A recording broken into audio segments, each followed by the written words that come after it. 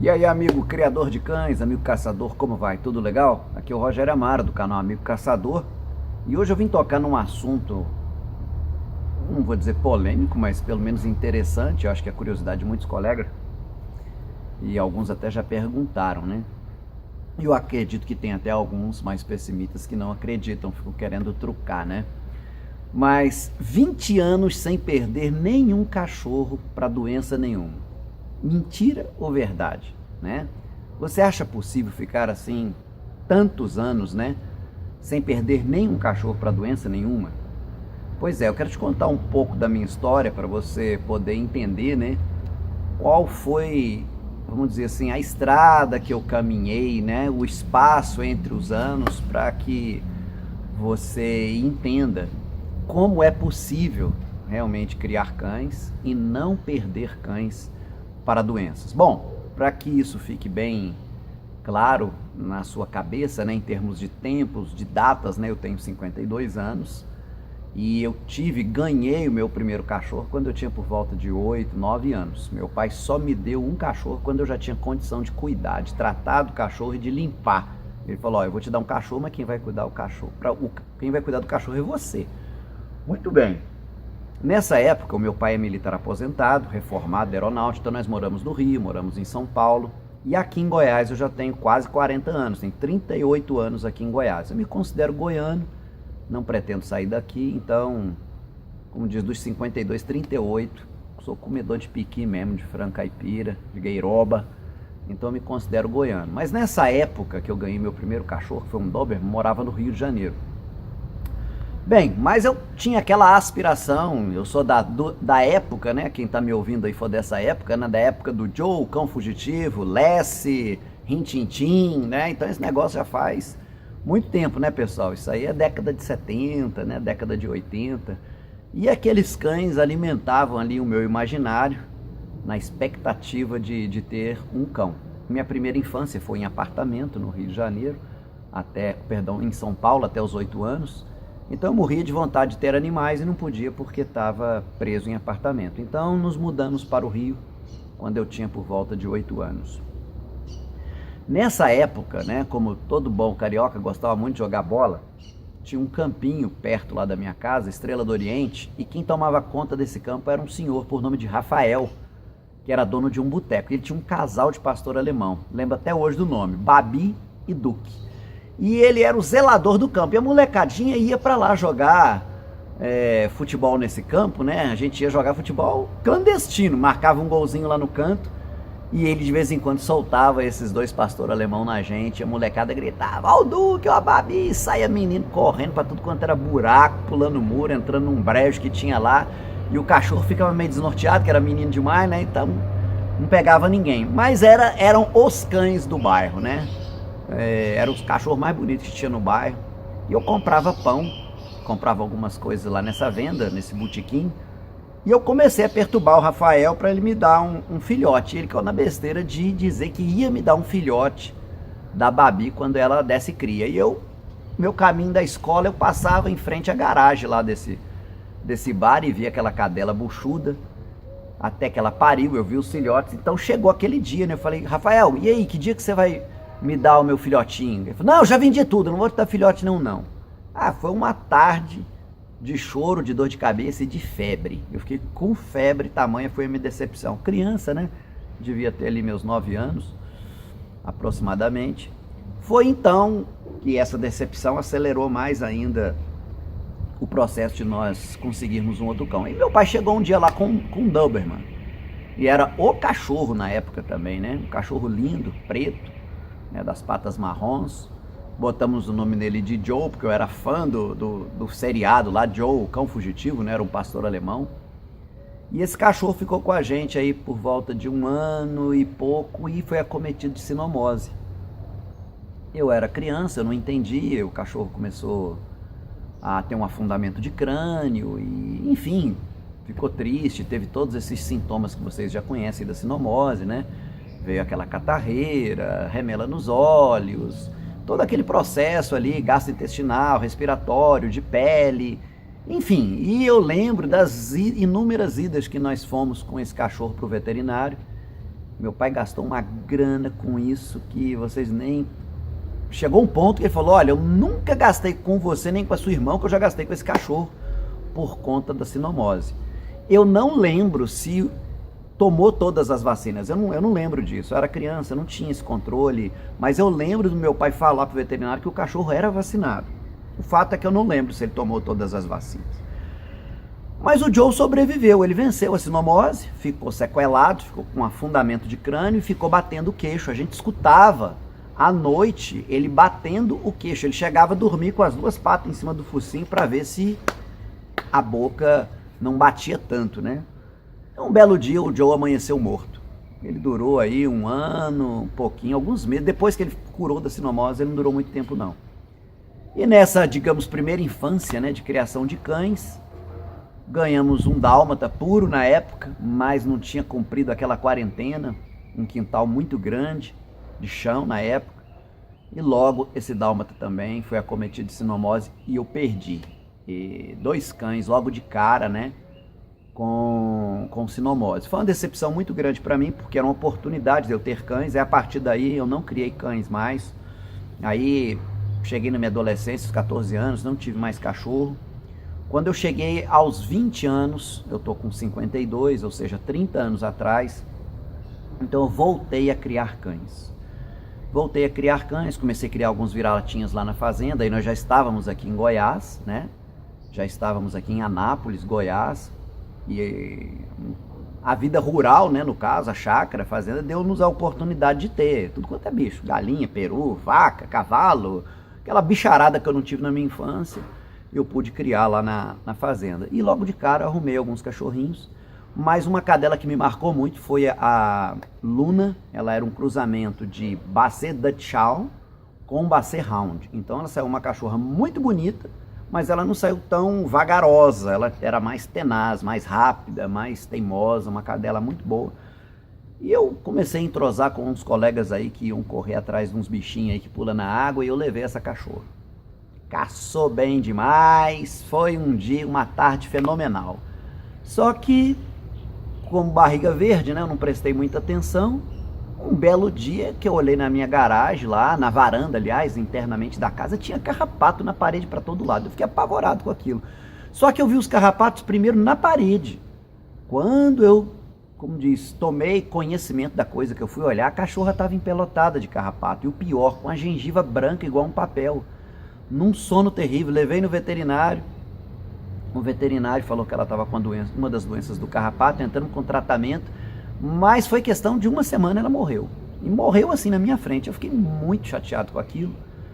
E me sentindo culpado, porque era uma cadela que vivia lá entre eu, minha esposa, meus filhos, né? Acabei levando a cachorra para uma aventura e não tive os devidos cuidados e perdi a cachorra. Na sequência, depois eu comprei uma Basset Hound pura, linda, linda, linda, que nós colocamos o nome de Pupila. Essa também morreu, mas ela morreu de ataque de coração. Ela nunca tinha ido pro pet shop e um dia resolveu mandar ela pro pet shop. E ela ficou por turno da tarde, ficou sozinha na gaiola lá, ficou latindo. No final da tarde o veterinário ligou e falou, olha, infelizmente a Pupila teve um ataque cardíaco aqui e morreu. Bom, a partir daí eu falei, não dá para criar cachorro sem saber sobre cachorro, sem conhecer sobre cachorro, porque eu não vou ficar perdendo tanto tempo me dedicando, comprando ração, porque aí era um cachorro só, comprava ração boa, cara, pet shop, vacina, isso, aquilo, outro, mas não tinha aquela noção de quantas vezes tinha que desverminar, de conferir orelhas, entre dedos, de conferir gengiva, de estar atento. Eu não sabia nada, eu gostava de cachorro. Acho que como muitos de vocês aí, isso não é problema, né? Isso é vamos dizer assim, um start para a gente passar a conhecer. E eu comecei a fazer as contas, na minha infância eu perdi 2, agora perdi mais 2, são 4 cães, quantos cães eu vou perder da agora para frente, né? Eu já estava com 20, 22 anos, falei, eu não vou perder mais cachorro não. Aí eu comecei então a estudar, comecei a ter a curiosidade de ler. Quantas doenças afetam os cães, quais são as doenças que mais matam os cães, quais são os principais sintomas, né? Quais são as vacinas disponíveis no mercado, quais são os cuidados básicos. Comecei a ler mais sobre a raça, né? Me tornar um cachorreiro, né? Gostar muito de literatura sobre esse tipo de assunto. E na medida que você vai se interessando por esse assunto, vão aparecendo algumas oportunidades também, né, de você conversar com veterinários, com criadores de cães mais experientes, até que eu cheguei lá na minha primeira cadela, né, Foxhound, e aí parte dessa história vocês já conhecem, aquela velha história, tinha só 2 vira-latinha e mais americana, de repente ela para e vem 8, aí pronto, aí vira 11, e aí a hora que vira 11 não dá mais para fazer comidinha, anguzinho com pelanquinha, porque haja panela de angu para dar para esses cachorros, e de repente eu me vi numa situação, que eu acredito que seja a sua situação, cozinhando, e o negócio parece que é um buraco sem fundo, né? Eu falei, não dou conta de ficar cozinhando aqui, tomando essa fumaça na cara, porque eu fazia um fogão de lenha lá na roça. Você fazendo um fogão a gás, você gasta gás demais, as panelas grandes demais. Então, eu parti para ração. Ah, meu amigo, aí você vai partir para ração, haja dinheiro para pagar. Hoje é uma ração barata, marromena, aí com 22% de proteína, 4, 5 reais o quilo. Se você quer uma com mais, com 28% de proteína, aí você vai para casa de 6 a 8 reais. E um filhote em crescimento igual esses aqui, os filhos da chorona, eles estão com 5 meses, eles comem igual ou mais com adulto, porque eles estão em franco crescimento, metabolismo acelerado, come demais. E eu naquele sonho de caçar com a matilha, com a mãe, aqueles 8 filhotes, mais os 2 vira-lata, cheguei à conclusão também que não dava para comprar ração não. Aí é aquela velha história, né? Pega retalho com um, pega resto de caça com outro, e mata um boi, você pega uns miúdos, e mata um porco, você pega os miúdos, e junta comida em casa, e é angu, e é pão na panificadora misturado com leite de vaca, e você faz soro, aí o cachorro já virou, foi um porco, né? Porque você começa a dar tudo quanto é tranqueira para diminuir o seu custo. E isso vai afetar diretamente a saúde dos cães. Aí é cão com anemia, cão desanimado, cão adoecendo com mais frequência, cachorro caindo pelo, cachorro com verme, cachorro desanimado. Eu falei, rapaz, tá tudo errado. Eu tenho que correr atrás de resolver outros problemas. E foi então que eu comecei a me aprofundar mais, comecei a traduzir um pouco de material de fora. Se você quer saber mesmo sobre cães, comece a traduzir material aí da França, que são pioneiros, da Inglaterra, da Escócia, Estados Unidos. Foxhound tem mais de 300 anos de história. Quando você entra nesse mundo da história do Foxhound e começa a pesquisar sobre a raça, você fica encantado com todas as coisas que aconteceram, né? Quais foram os cães que deram origem ao Foxhound, quais foram os cães que deram origem aos que deram origem ao Foxhound. Então você vai caminhando séculos para trás, é muito interessante, vale a pena, a gente aprende muito e toma muito mais gosto. E passa a respeitar quem luta por formar uma raça pura, né? É um trabalho de décadas, 30, 50, 60 anos. Muito bem, então eu pensei, o meu grande problema das doenças eu praticamente consegui resolver quando eu passei a entender que a vacina era essencial, mas ainda estava penando muito, porque na minha cabeça só vacina importada que presta, e vocês sabem, isso é um mito, né? Vermífugo, só vermífugo caro pra caramba, porque tem que ser o plus, tem que ser o plus, tem que ser o plus, enquanto na verdade existe realmente outros plus que custam 1/5 do preço dos que a gente mais conhece, né? E pulga, como é que resolve? Só resolvia problema de pulga quando dava infestação, não conhecia o ciclo da pulga, não conhecia os inseticidas, não entendia de instalação, não sabia a importância do sol e da ventilação em um canil, né? O tipo de piso que você deve ter. E, enfim, ainda estava gastando bastante e não estava podendo levar aquele sonho meu de ter muitos cães, né? Como eu cheguei a ter mais de 40 e tantos cães de uma vez, né? Ter o prazer de andar no mato aí com 17, 18, 20 e tantos cães junto comigo. E isso é um prazer para quem gosta, é um sonho, acho que é o sonho de muitos, mas a questão financeira barra, porque isso custa muito. E hoje eu consigo, já consegui realizar esse sonho várias vezes, com um custo, ó, pequenininho, e na verdade hoje eu não tiro nada do meu bolso, né? Eu cheguei a um ponto que eu consegui fazer com que os meus próprios cães banquem todo o custo dele. Para vocês terem ideia, hoje quando eu vendo um filhote, eu faço 700 quilos de ração. Você sabe o que é isso? 700 quilos de ração? É muita coisa. Um filhote. Quando eu vendo um filhote, eu faço 700 quilos de ração. E falando em ração, que esse é um funil, né, a alimentação dos cães, isso foi uma das coisas que eu comecei a estudar. Falei, gente, eu tenho que saber, tenho que entender o que os cães, as grandes matilhas comem, como que esse povo no exterior alimenta os cães. Até que um dia, conversando com um amigo dessa minha pesquisa, desse meu interesse, ele falou, por que você não fabrica a sua própria ração?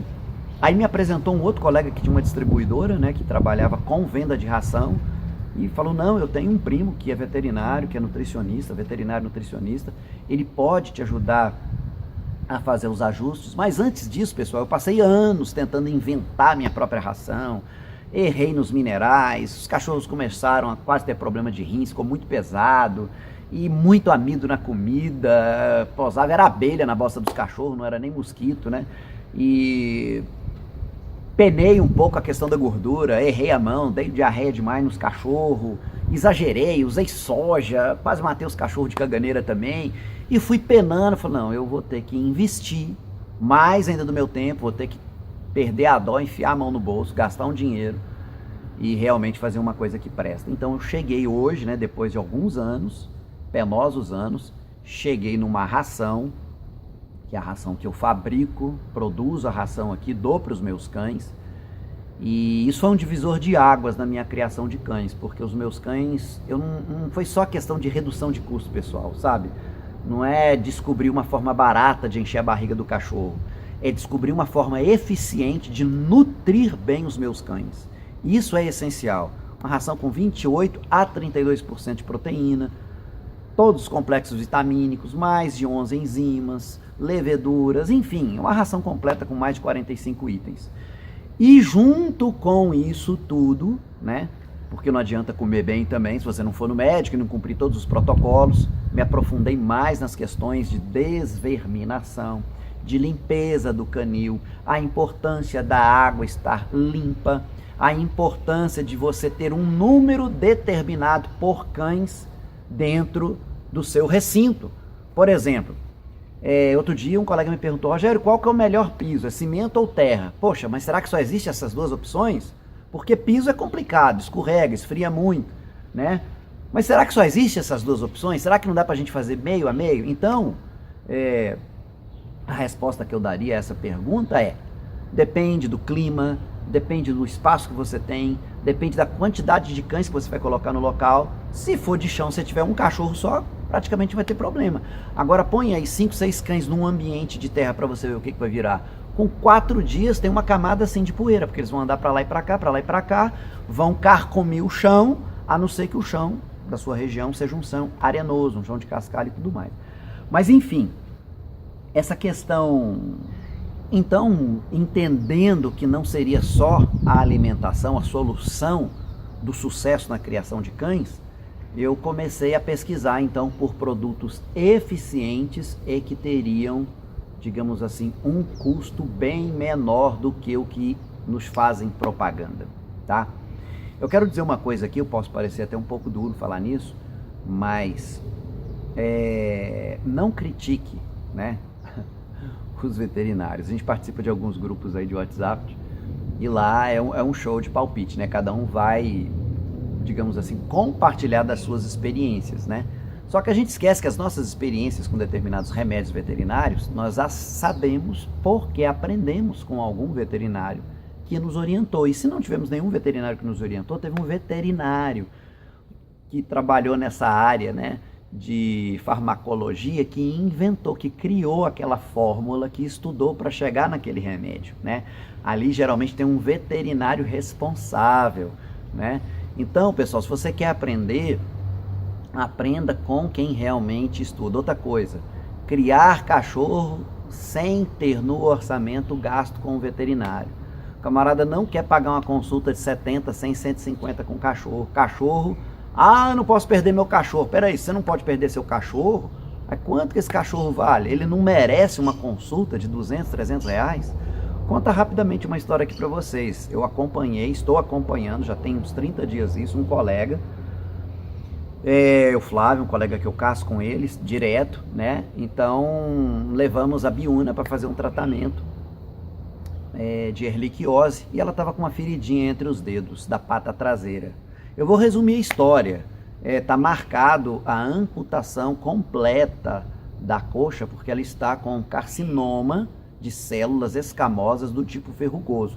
É o segundo mais metastático, mais agressivo tipo de câncer. Geralmente dá entre os dígitos, dá na pele e dá na boca também. Quando dá na boca é terrível, mas na pele ainda tem jeito de tirar. Então às vezes a gente vê uma feridinha no pé de um cachorro e começa, não, põe óleo diesel, põe gasolina, põe pó de café, não, põe açúcar, bate terracotril, não, joga enxofre, né? Eu mesmo falo aí para botar enxofre, né?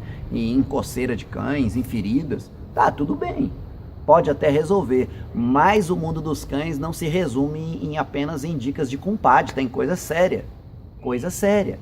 Então o câncer cresceu, mesmo ao longo do tratamento da doxiciclina, que foram 21 dias tomando, ele não regrediu, aquela feridinha que era só um vermelhidão com uma pontinha amarela, cresceu, virou uma batata gigante, afetou 2 dedos, hoje já está no terceiro, afetou a almofadinha dos pés e também caminhou e já migrou, já saiu uma feridinha no início da canela. Ontem nós tivemos lá, o Flávio gastou 2 horas e meia com o veterinário oncologista para olhar de perto o pé da Biúna e tentar não amputar o membro completo.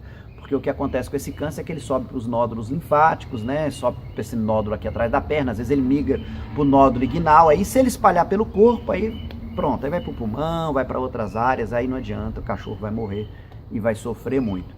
Então, é muito importante que você leve a sério essa questão de levar os cães ao veterinário, né? Então, colocamos a medalha para cruzar, levei no veterinário, a chorona. Recentemente, agora tive um cachorrinho aqui que ficou doente, não precisei levar ao veterinário, mas eu liguei para uns veterinários amigos para a gente poder monitorar e ver até que ponto ia ser necessário realmente fazer um hemograma. Resolvemos com os antibióticos padrão e anti-inflamatório e o cachorro está bem, está recuperado. Mas quando a coisa realmente fica difícil, você tem que ir para o veterinário. Agora, como então conseguir chegar a 20 anos sem perder nenhum cão? Fazendo o pão com manteiga, o café com leite, o arroz com feijão, mas fazendo todos os dias no mesmo horário, de manhã, no final da tarde, eu alimento os meus cães, todos os dias eu lavo a vasilha, todos os dias eu limpo o canil no mesmo horário, limpo tudo, tá certo? Toda semana, no máximo de 3 em 3 dias eu confiro a gengiva dos meus cães, confiro as orelhas, dou uma olhada entre os dedos, olho lá dentro, porque o carrapato é um bicho filha da mãe, ele enfia lá dentro da orelha onde você não enxerga e vai picar o seu cachorro. Você fala, não tinha carrapato no meu cachorro. Carrapato também não mora em cachorro, ele fica lá 3, 4 dias, vaza do cachorro e vai para outro lugar. Depois ele volta, né? Mas existe um período aí que ele não fica no cachorro. Então, pessoal, a gente tem que estar monitorando, né? Lamento frustrar algum colega aí que acha que é mentira, né? Que eu já inteirei 20 anos sem perder nenhum cachorro para doença, então estou contando para vocês aí que eu já perdi alguns cães para doença, mas você não é obrigado a aceitar que um cão que está doente vai morrer ou que fatalmente os seus cães vão ficar doentes. Agora, uma coisa eu quero contar para vocês, ó, não vivo gambirando cachorro, tá? Não vivo comprando cachorro de tudo quanto é lugar, tá certo? Não vivo fazendo troca de cães. Quando eu recebo um cão de outro local, ele vai, agora mesmo recentemente eu trouxe um casalzinho, que eu comprei, outro eu ganhei de um colega de Porá, tá lá na fazenda, tá afastado desses aqui, eles vão crescer lá, vão, como diz o outro, vão ser desverminados por lá, vão ser vacinados por lá, vão passar por todo o protocolo de vacinação, aí quando eles estiverem já ok, aí tudo bem, a gente pode botar eles para ter contato com esses aqui, porque não adianta, pessoal. Eu vejo muita gente aí reclamando, eu comprei um cachorro semana passada e o cachorro tá assim, assim, assim. Mas todo mês tem um cachorro diferente dentro do quintal do colega, né? Então, essa é uma das coisas que você tem que entender. Você tem que criar os seus próprios cães, tá certo? E se você realmente não quer e não gosta de criar os seus próprios cães, você tem que tomar algumas medidas cautelares. Tem um vídeo aí que recentemente nós colocamos aí no YouTube, né? O que você precisa saber ou fazer, né? O que você deve conferir antes de comprar um cão, tem dicas aí excelentes para que você tenha cuidado na hora de comprar um cachorro, para você não ter esses problemas de morte no seu plantel. E são tão recorrentes, né? Quem participa de grupos de WhatsApp, aí todo dia tem um colega pedindo um anti-inflamatório, perguntando o que tem para fazer, e o cachorro está tremendo, todo mundo diz que é erliquiose ou sinomose, desconhecendo que existem várias outras doenças que causam problemas neurológicos, problemas locomotores, não é só sinomose e não é só erliquiose. Aliás, tem gente que acha que é só sinomose, né? Mas a erliquiose também causa problemas neurológicos e problemas motores. Então, pessoal, vamos correr atrás de informação. Eu queria deixar bem claro para vocês aqui que existe uma palavrinha chamada prevenção. Se você for um criador prevenido, que vacina, desvermina, usa os produtos para impedir que as pulgas povoem o seu cão, usa produtos para impedir que os carrapatos fiquem fixados no seu cachorro, preocupa-se de verdade com uma detetização no mínimo quinzenal, com uma limpeza séria, que busca ter uma instalação arejada, limpa, sem muita... Vocês veem aqui essas instalações aqui atrás, tem um lugar para os cães deitarem e um caixote de areia. Esse período do ano, que é o período de seca, a gente não colocou o telhado. O telhado ele vai ser colocado agora nas próximas semanas. Pronto, é isso aí, o mínimo de caixote, o mínimo de pano, o mínimo de tábua, o mínimo de fresta para entrar insetos. Você tem que criar um ambiente favorável para o cão e não um ambiente favorável para a pulga, seus ovos e larvas. Então é isso, pessoal, prevenção, tá joia? Prevenção é um caminho muito legal. E aí é onde entra muitas vezes os colegas: ah, Rogério, manda escrito isso para mim, faz uma agenda, por que você não escreve isso? Foi aonde surgiu a ideia. E nós já estamos no 5º lançamento do curso Os 6 Pilares para uma Criação de Cães de Sucesso. Até quero deixar o convite aqui nos dias 7, 9 e 11 de setembro, às 20 horas, para 3 lives sobre aqueles assuntos sensacionais que nós já tratamos outras vezes, mas sempre tem novidades, né? Redução de custos, como evitar as doenças do seu canil, a questão do treinamento dos cães, sempre tem muitas perguntas que a gente vai responder lá na hora. Isso tudo vai acontecer agora em setembro e serão aberta a oportunidade para uma nova turma, tá certo? Aí em breve vocês vão ver o testemunho do pessoal aí que já está concluindo esse curso aí da última turma de julho ou agosto, se não me engano. Então fica aí para você esse vídeo esclarecedor, né, sobre um pouquinho aí da minha história. Fica o convite para você que quer saber notícias todo dia, entra lá no nosso grupo do Telegram. Praticamente todo dia, às vezes eu falho um dia, mas aí tem dia que eu coloco 2, 3 assuntos novos. Hoje mesmo eu postei lá alguns assuntos interessantes. Entra lá no grupo do Telegram, porque lá são assuntos do dia a dia, são coisas que acontecem ao vivo, na hora, coisas que estão quentinhas ali. Eu mando um áudio, mando uma foto, às vezes mando um vídeo, e você vai fazer parte disso, recebendo conteúdos novos que vão te ajudar na criação dos seus cães todos os dias. Um grande abraço e até lá!